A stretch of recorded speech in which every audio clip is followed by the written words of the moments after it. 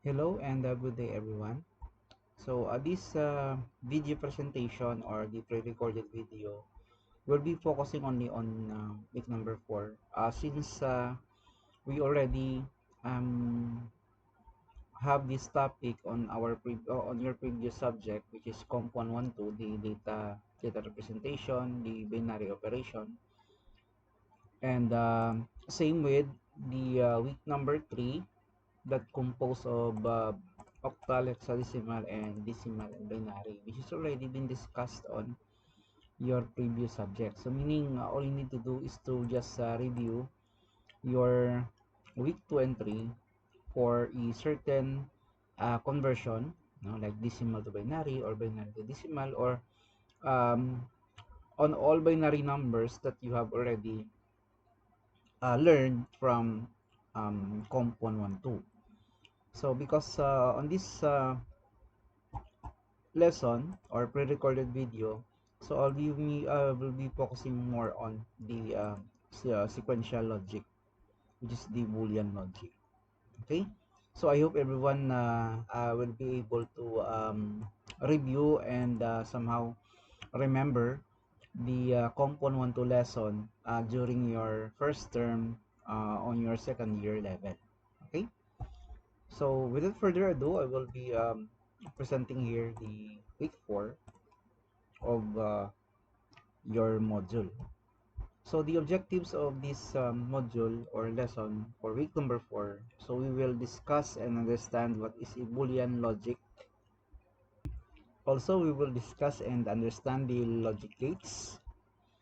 Also, we will identify the and understand the different logic symbols and understand the logical truth table.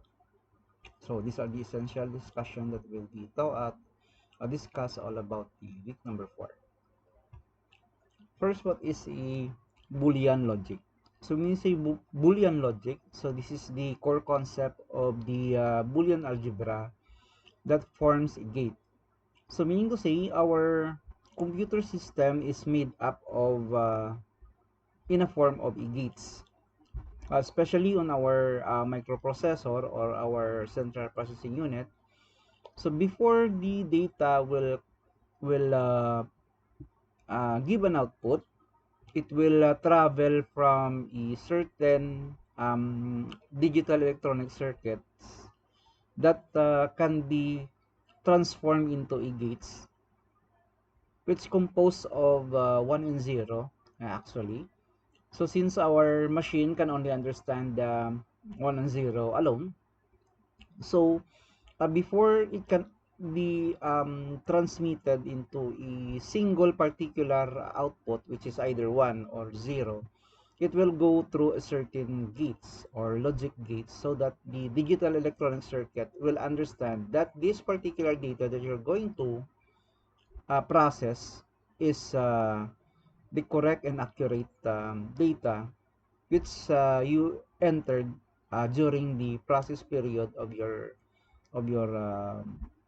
processing sa imong microprocessor. Okay? That is base system are constructed of. So when we say Boolean logic, so this is the basic digital logic gates performed on a logical operation such as your AND, OR, and NOT on binary numbers. So information is stored in a computer system in a binary form, which is already discussed a while ago, since our computer can only understand machine language, which is 1 and 0 alone. A binary bit represents one of the two possible states, which are 1 and 0. So normally, amo lang ang iyapin representation. Because each of the um, data that we entered to our computer system, let's say for example, if you input the value of a or any value from our keyboard, it will represent bit, meaning ang ini nga mga digit ni no na makita niyo nga gin sulat ko are what you call bit representation, meaning kada isa sa ila it's what you call bit. So meaning kung i-combine sila, you have 4 bit and another 4 bits here. So meaning it will be equal to 8 bits, no?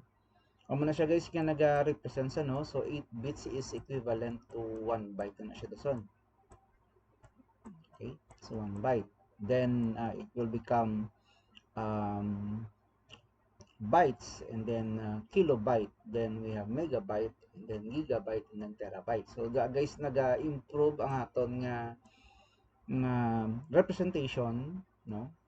If you try to observe, no, nagalambot at 1 tera, meaning it can be also considered in the storage, on the memory allocation, on the room.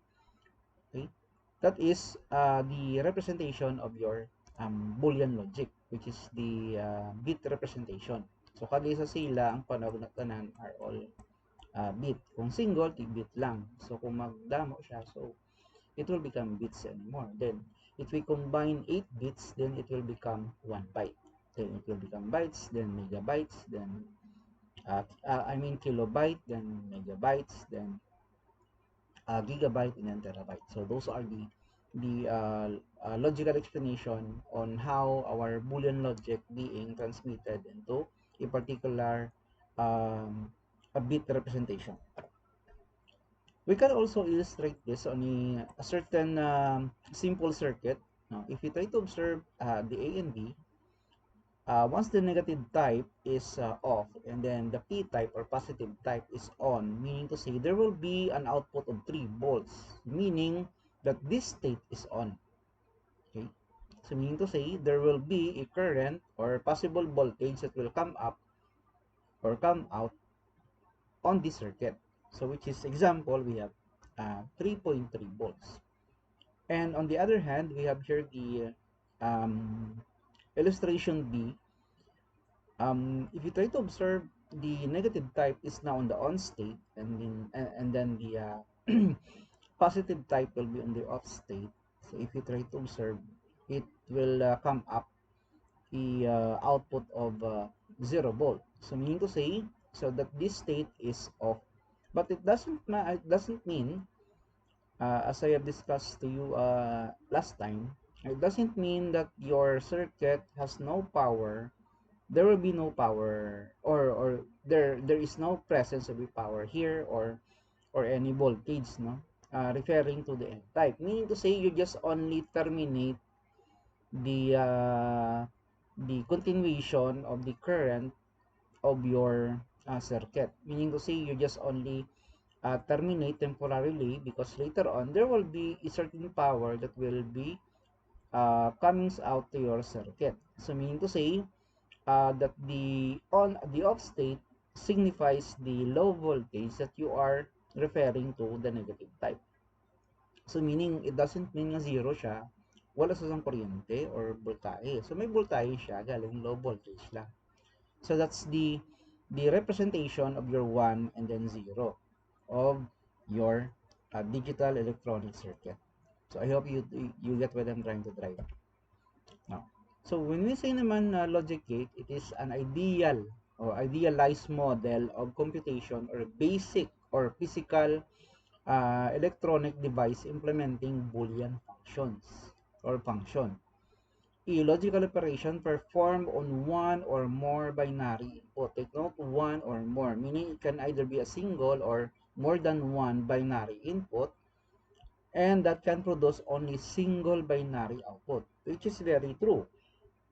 Even though guys, there are different inputs came from different logic gates, there can only be one particular output alone. It can either produce 1 or it can either produce 0. Provided if how many logic gates pa na ang agyan or nag-implement ka Boolean function, it will still produce single binary output depending on the context of your logic gates. No?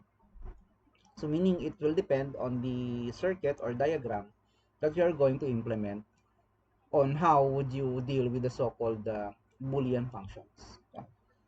So later on, you will know what I'm trying to imply with regards to the logic gates. So the logic gates, guys, normally it is on the basic type. We have the NOT gate, the inverter, meaning say not gate, meaning invert niya whatever value that you are going to input. Then we have the AND, the OR, the NOT AND, NOT OR, XOR, and then X NOT OR. Okay, so those are the different logic gates that we are going to discuss all throughout this discussion. Okay, so first we have here the AND gate. So when we say AND gate, okay, so it has here two particular input for input A and input B. So amo ning iya corresponding input with regards to this table, wherein input A has a value of 0, then input B has a value of 0. So meaning you have here 0 and then 0 here. So meaning using the AND gate, it will produce an output of 0. So meaning if A and B has a value of same value of 0, meaning the output is 0 or the Q is 0. Okay? So as long as may encounter sa 0, duha ka 0 sa input A, input B, so it will become 0. Okay? Then, if A is 0, input 0, then B is 1, meaning same result is 0. Okay? Then, if A is 1, and then B is 0, A is 1, B is 0, then the output is same as 0. Well, however, if A and B encounters both 1 or same value or 1 and 1, then it will produce 1. Now, to make the story short, all of the values here are 0 if all of the input are not the same. If you try to observe, not the same, and then puro 0 tanan, then 0. Okay? And then if pareho sila 1, okay, pareho sila 1, then 1. Meaning to say, dapat parehos ang A and B 1. Okay? So that's the logic of the AND gate. Tandaan nyo lang guys, no? When it comes to the AND, A and B, or input A, input B, or input X, input Y must the same, okay, value, which is 1 and 1. Okay? However, all of them are all 0. So that is AND gate. So normally, ginagamit na siya guys ang ining logic symbol of the AND, but not the logic gates alone. The AND symbol. Sa programming, we have this symbol, ampersand symbol. So it's just like the same guys if your username and password, no? Username nyo and password. Okay? So di ba kung mag-login ka mo sa inyong mga account, dapat your username and password should be correct. So meaning if your username and password is correct, then you can proceed to your account or maka-login ka sa inyong account. However, if one of them is not the same or incorrect, meaning it is an invalid username or password. So that's the logic of the AND, okay? AND operator, or on the logic gate, it's AND gates naman. Okay? So I hope you get that. For the OR gate, okay, if you try to observe, the symbol is different, is far from different from your AND gate. So puro tanan na siya straight, then the end lagi ng medyo curve, no? And then for the OR gate, it's different. Okay. So for the OR gate, it's most probably the opposite of the AND gate. Wherein, if you try to observe, if input A and B are 0, meaning to say the output is 0. Okay. However, if one of the input encounters 1, then it will result to 1. But 1 and 1 is still 1, or 1 is still 1. Okay? If you try to observe, the opposite of your AND is your OR. Okay, sa AND dapat both lang ang 1, tapos 1. Then the rest are 0. Ang OR naman niya, it's different. Isa lang ding 0 kung both A and B, or input A, input B is 0, then the rest are all 1. As long as may encounter lang siya, isa ka 1 or either duha ka 1. Okay, so that's the logic behind your OR gates, no? So we will just familiarize anay ang iyang mga characteristic sa imong nga gates anay. Okay, the NOT gate naman is different, no? Single lang ning ginakuha niya, single lang value, either A, either B, or either C, X, or Y. So single value lang. If input A encounter 0, however, since we have here the circle at the end, no, it is what you call inverter. Okay, inverter meaning invert niya ang 0 to 1. O same man, from 1 to 0. So meaning each and every time that your inverter encounter, your logic gate encounter NOT gate, automatically it will convert 0 to 1 and 1 to 0. Very straightforward. Very easy to understand. Now, NAND gate naman is same with the AND. However, ginbutangan ta lang N stands for NOT. Okay? Meaning, supposed to be, ang input nga A and B nga 0, supposed to be the output here is 0. So, kung ang input kay 0, output kay 0, supposed to be the output here is 0. However, since we encounter here inverter, it will convert 0 to 1. So that's why the output here is 1. Okay? Same with, I will just erase, no?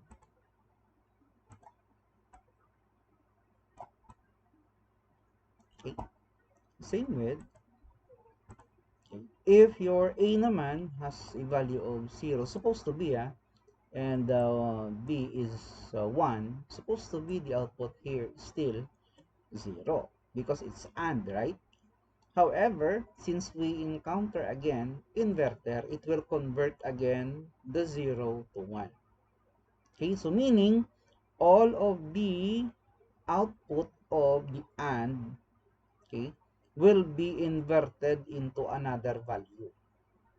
Okay, so example, the last one here, supposed to be 1 and 1 should be 1. Okay, 1 and 1 should be 1 here in the illustration that we have here. 1 and 1 should be, the result here is 1. However, since we encounter inverter here before the output, meaning it will invert the value of 1 and 1, okay, it will invert the value of 1 and 1, invert it into 0. So that's the behavior or characteristic of the NAND gate. Okay, so I hope you get what I'm trying to imply and explain all about the NOT AND gate or the NAND gate. So next we have the NOT OR. Okay, I think you have the pretty much idea if what's gonna happen to the NOT OR. So meaning all of the values here again will be inverted into another value or output. So since we have here the OR, no, as a previous discussion, since all of them encounter either one of them is encounters 1, then all of the value here or output is 1. Only the two zeros here are the output of the 0. That's for the OR. However, since we have the NOR, it will convert all of the or invert all of the value of your output into another value. So example, we have your 0 or 0. Supposed to be 0. However, we encounter inverter, then it will be converted into 1. And then the rest are all 0. Since nga supposed to be it's 0 or 1 is 1. No? So since to be 1 supposed to be ang result, so invert niya since may arte inverter. So gin-invert niya ang result nga 1 into 0. Then the rest is still will same also operation that will apply on the not or gate. Okay, so I think you have the pretty much the idea of what is a NOR all about. Now, the XOR.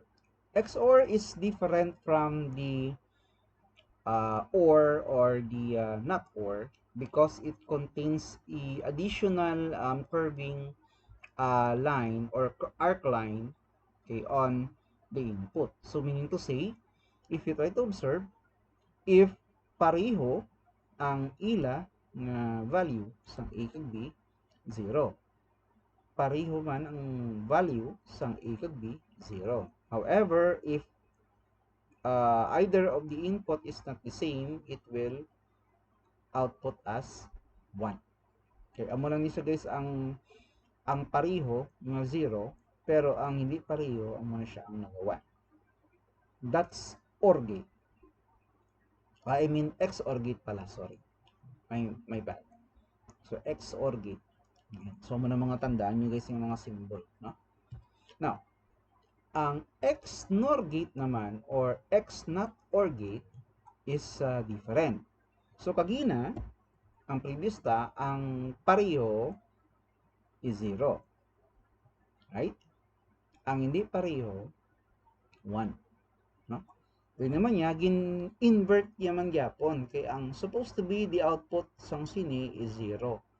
Since nga may inverter, gin-convert yun naman sa 1. Kaya ang tanan man to nga 1, gin-invert yaman sa 0. Kaya ang tanan naman to nga 0, gin-invert yun naman sa 1. Doon doon nagbaliskara lang iya nga output. Okay, so that's the XNOR, XOR, NOR, and NOT gate, OR gate, and AND gate. Okay, so I hope you get the idea or the concepts behind the those particular logic circuit or logic symbols. Okay, now let's try to apply it on a simple circuit. So I have here a simple circuit that composed of two particular input, the input A, input B. Now, since we have here the NOT gate and the AND gate, okay? So if you try to observe, we have here, the line here represents the value that will be inputted or entered to your circuit. So since we have here 0, so A here is 0, then B here is 0. So the first row anay ang aton i-evaluate. Now, since A here has a value of 0, then we encounter inverter. So meaning to say, ang 0 will become 1. Okay? Kini-inverter ta mo. Just like what we have discussed a while ago. Now, since we have here AND gate, kaya ang AND gate dapat, both lang yun dapat 1 before mag-output 1. So, since hindi sila parehos, so meaning the output here is 0. Okay? Moving on. Okay? So, we have 1 and 1. So, meaning letter A here is 1, input A is 1, then input B is 1. Meaning, i-invert niya ang value ng 1 to 0. So, saying the result is still 0 since we have both of the input is not the same. So, meaning it will become 0. Okay. Moving on.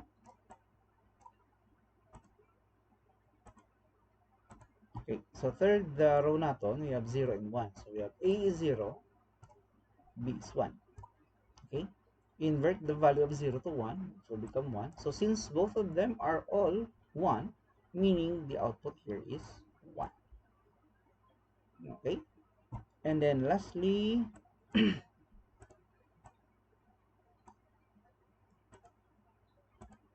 if we have here the value of A is 1 and B is 0, so invert the value of 1 into 0, then the output is still 0. Okay, so the output is 0, 1, 0, 0.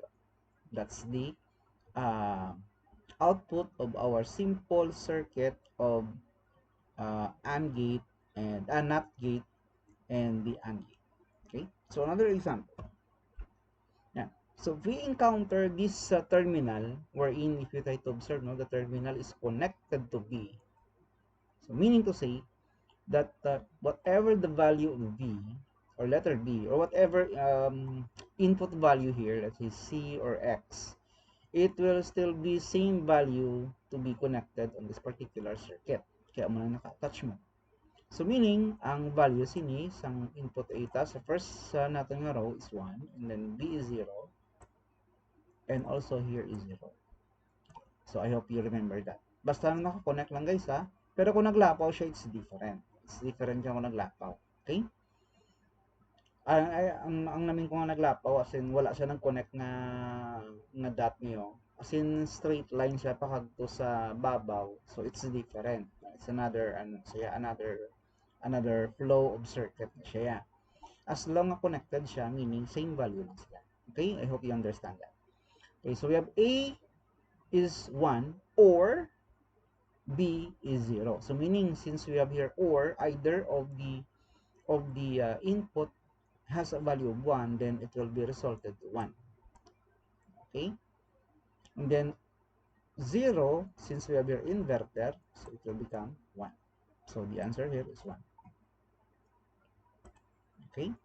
So you try to follow lang, no? Okay, next.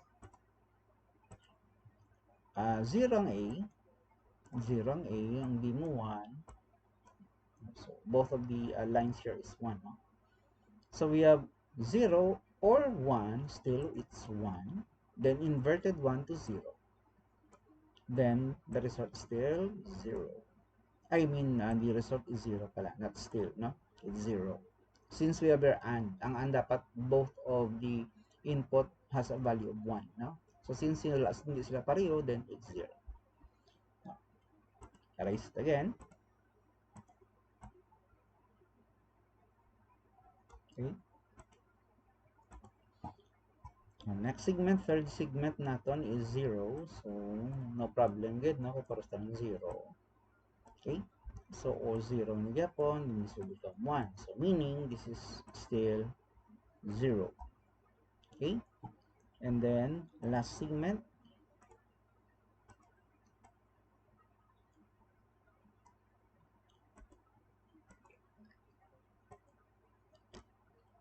we have 1 and 1. So, we have A is 1, B is 1, and another 1 for letter B. Connected siya mo. So, 1 or 1, meaning it's 1. 1 inverted, 1 is inverted to 0. So, we have still 0. So, the answer here is 0, 0, 0, 1. Okay? So, kung basa, tahalin sa dalong bababaw. No? Kung basa. Okay, so that's the example 2.